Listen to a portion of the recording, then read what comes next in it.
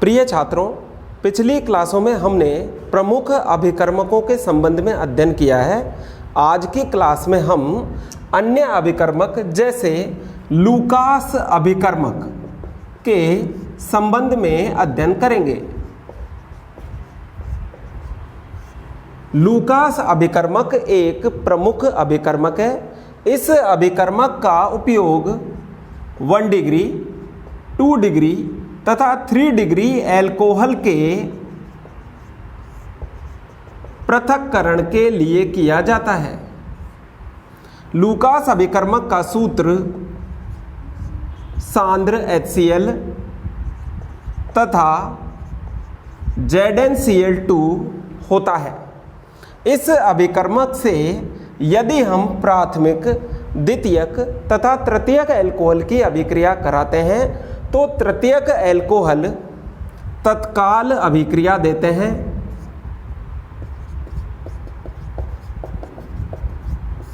लेकिन यदि हम 2 डिग्री एल्कोहल के साथ अभिक्रिया कराते हैं तो ये लगभग 5 मिनट बाद रासायनिक अभिक्रिया करते हैं तथा प्राथमिक एल्कोहल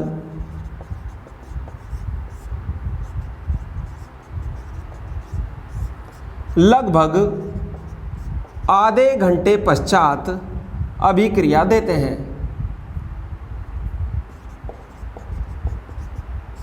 इन अभिक्रियाओं को समझते हैं तथा इसके पीछे क्या कंसेप्ट है उसको भी हम क्लियर करने का प्रयास करते हैं।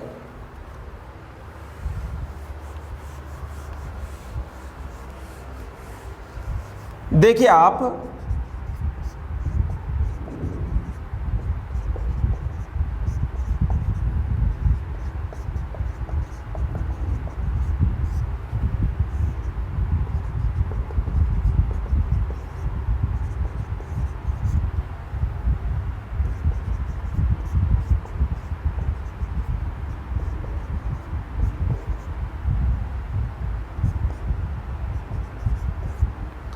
तृतीयक एल्कोहल सबसे शीघ्रता से OH आयन का त्याग करता है और OH ग्रुप रिप्लेस होकर यहाँ पर Cl ग्रुप आ रहा है, अर्थात यहाँ तत्काल अभिक्रिया हुई है और तत्काल ही अवक्षेप निर्मित होता है। यानी कि तृतीयक एल्कोहल लूकास अभिकर्मक के साथ अत्यंत शीघ्रता से अभिक्रिया करते हैं।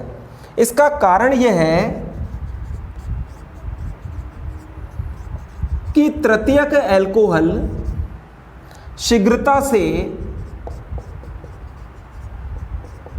OH आयन का त्याग करके तृतीयक कार्बोनियम आयन का निर्माण करते हैं।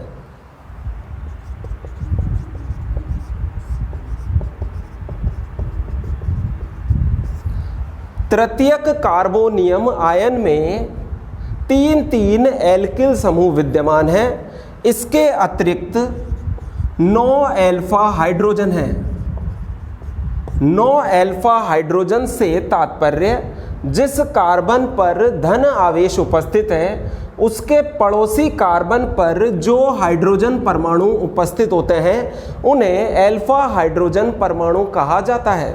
इस प्रकार इसमें 3 और 3 6 और 3 9 अर्थात 9 अल्फा हाइड्रोजन परमाणु हैं। इसी कारण अति संयुग्मन प्रभाव या हाइपर कंजुगेशन इफेक्ट के कारण तृतीयक कार्बोनियम आयन की स्टेबिलिटी अधिक होती है। इसी कारण यह शीघ्रता से OH आयन का त्याग कर देता है और तृतीयक कार्बोनियम आयन अभिक्रिया करके तत्काल अवक्षेप निर्मित करता है। लेकिन द्वितीयक एल्कोहल में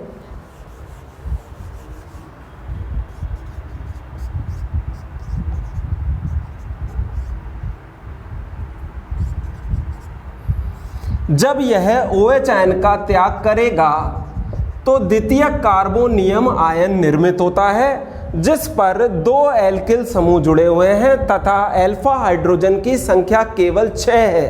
इस कारण इसकी स्टेबिलिटी अधिक नहीं होती है तथा यह अभिक्रिया में जो अवक्षेप बनेगा वो लगभग 5 मिनट में निर्मित होता है।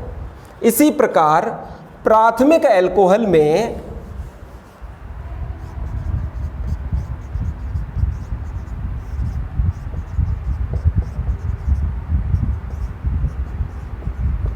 जो कार्बोनियम आयन बन रहा है उस पर केवल एक ही एल्किल समूह जुड़ा हुआ है तथा अल्फा हाइड्रोजन की संख्या 3 है, अर्थात अति संयुग्मन प्रभाव इसमें सबसे कम मात्रा में होगा तथा परिणाम स्वरूप आगे अभिक्रिया होकर जो अवक्षेप निर्मित होगा वो भी काफ़ी देर से निर्मित होता है। इसमें लगभग आधे घंटे का समय लगता है। इस प्रकार प्राथमिक अल्कोहल, द्वितीयक अल्कोहल और तृतीयक अल्कोहल में हम लूकास अभिकर्मक की सहायता से आसानी से अंतर कर सकते हैं।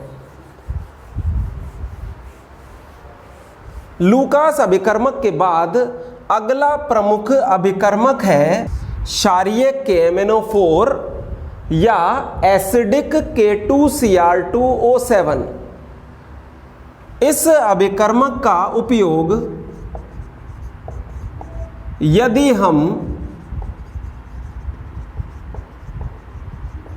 प्राथमिक अल्कोहल पर कराएं तो इसके द्वारा ऑक्सीकरण की क्रिया होती है और प्रथम चरण में एल्डिहाइड बनते हैं, लेकिन अभिक्रिया यहीं पर रुकती नहीं है तथा अभिक्रिया आगे भी होगी और अभिक्रिया के परिणाम स्वरूप कार्बोक्सिलिक अम्लों का निर्माण होता है। एक बार वापस से समझिए, यदि हम क्षारीय KMnO4 या एसिडिक K2Cr2O7 पोटेशियम डाइक्रोमेट के साथ प्राथमिक अल्कोहल की अभिक्रिया कराएं तो ऑक्सीकरण की क्रिया होती है और प्रथम चरण में एल्डिहाइड निर्मित होते हैं, लेकिन अभिक्रिया यहाँ स्टॉप नहीं होगी और द्वितीय चरण में कार्बोक्सिलिक अम्ल निर्मित होते हैं। लेकिन यदि हम पिरिडीनियम क्लोरोक्रोमेट या कॉलिन्स अभिकर्मक का प्रयोग करें, पिरिडीनियम क्लोरोक्रोमेट का फार्मूला है C5H5NH प्लस CrO3Cl-। पिरिडीनियम क्लोरोक्रोमेट को यदि हम प्राथमिक अल्कोहल पर अभिक्रिया अर्थात ऑक्सीकरण कराने में प्रयुक्त करें तो हमें प्रोडक्ट के रूप में एल्डिहाइड प्राप्त होते हैं, अर्थात ये अभिक्रिया यहीं एल्डिहाइड पर ही आकर रुक जाती है।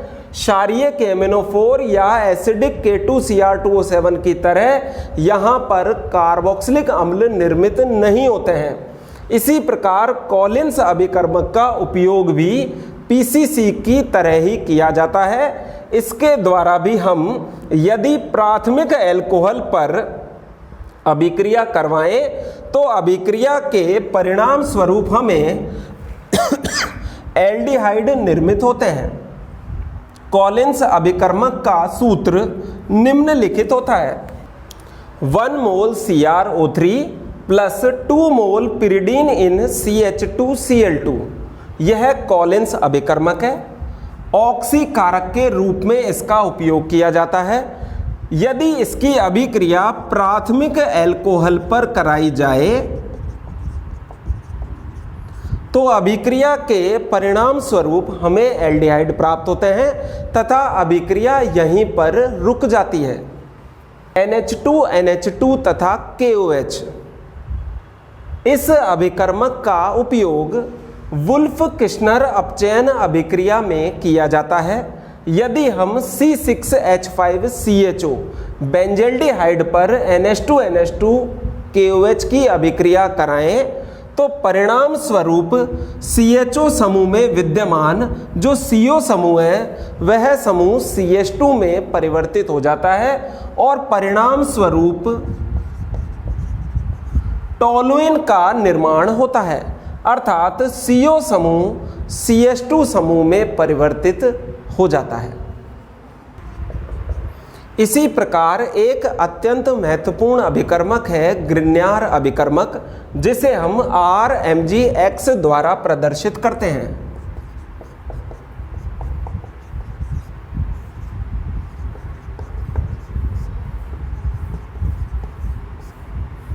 RX की अभिक्रिया जब मैग्नीशियम के साथ शुष्क ईथर की उपस्थिति में कराई जाती है तो अभिक्रिया के परिणाम स्वरूप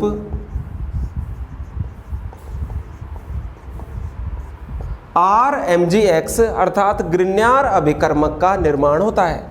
यह एक कार्ब धात्विक यौगिक है जिसमें मेटल कार्बन के मध्य बंध उपस्थित होता है। मेटल कार्बन के मध्य बंध उपस्थित होने के कारण एल्किल समूह पर माइनस चार्ज तथा मैग्नीशियम पर प्लस चार्ज आता है। ये एक अत्यंत ही सिंपल सा कंसेप्ट है, लेकिन अगर आपके दिमाग में ये कंसेप्ट बैठ जाएगा तो आप कई रासायनिक अभिक्रियाओं को बहुत ही आसानी से करवा सकते हैं। जैसे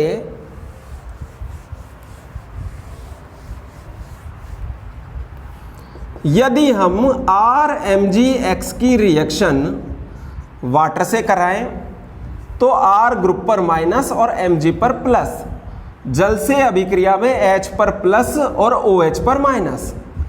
इस प्रकार RH यानी एल्केन का निर्माण होता है और MgXOH एक बाय प्रोडक्ट के रूप में निकलता है। इसी प्रकार दूसरी अभिक्रिया में जब RMgX की अभिक्रिया ROH के साथ होगी तो RO पर माइनस H पर प्लस आता है। RMgX में R पर माइनस Mg पर प्लस आएगा। इस प्रकार प्रोडक्ट के रूप में एल्केन का निर्माण होगा तथा MgXOR निर्मित होगा। इसी प्रकार एक अन्य उदाहरण के रूप में यदि हम RMgX की अभिक्रिया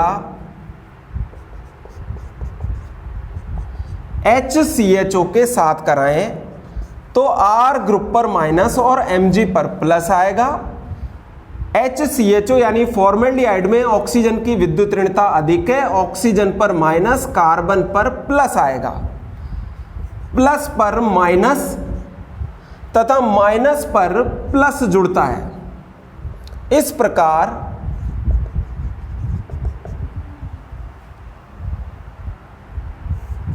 अभिक्रिया संपन्न होती है। यदि हम इसका जल अपघटन कराएंगे तो ऑक्सीजन पर माइनस और मैग्नीशियम पर प्लस चार्ज आएगा। इस कारण जल अपघटन में O माइनस की तरफ H प्लस और Mg प्लस की तरफ OH माइनस आएगा। इसी कारण RCH2OH तथा MgXOH प्रोडक्ट निर्मित होगा।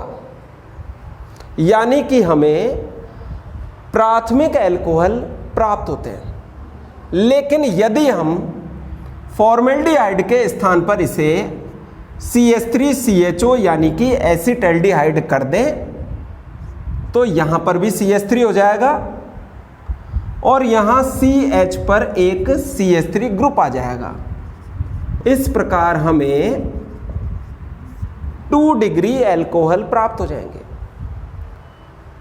इसी प्रकार यदि हम इस H को रिप्लेस करके भी यहां भी CH3 ग्रुप जोड़ दें तो आगे रिएक्शन में यहां पर भी CH3 ग्रुप आ जाएगा और फाइनल प्रोडक्ट में ये H भी रिप्लेस होकर ऊपर भी CH3 ग्रुप आ जाएगा और प्रोडक्ट के रूप में हमें तृतीयक अल्कोहल आसानी से प्राप्त होंगे।